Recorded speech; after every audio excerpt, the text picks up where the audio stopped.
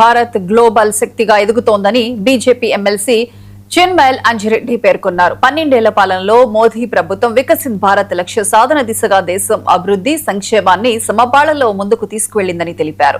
Swachh Bharat, GST, article 370 రద్దు, make in India వంటి నిర్ణయాలు దేశ చరిత్రలో మైలురాళ్లుగా నిలిచాయని అన్నారు. 4వ అతిపెద్ద ఆర్థిక వ్యవస్థగా భారత్ ఎదగటం మోదీ పాలన ఫలితమని ఆయన అన్నారు.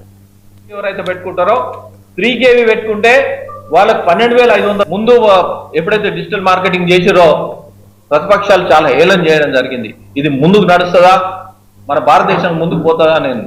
ఈ రోజు ప్రతి వ్యాపారస్తులు, చిన్న వ్యాపారస్తులు 13 రూపాయలైనా 12 రూపాయలైనా ప్రతి ఒక్కరు డిజిటల్ మార్కెటింగ్ తో చేయడం జరుగుతుంది. చాలా హ్యాపీగా ఉన్నారు ప్రతి ఒక్కరు.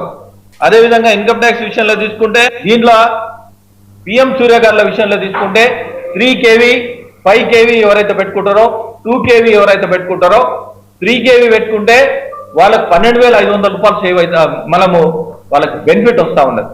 5KV ఎవరైతే పెట్టుకుంటారో వాళ్ళకు ఇన్కమ్ గా 25,500 రూపాయలు వస్తూ ఉన్నది.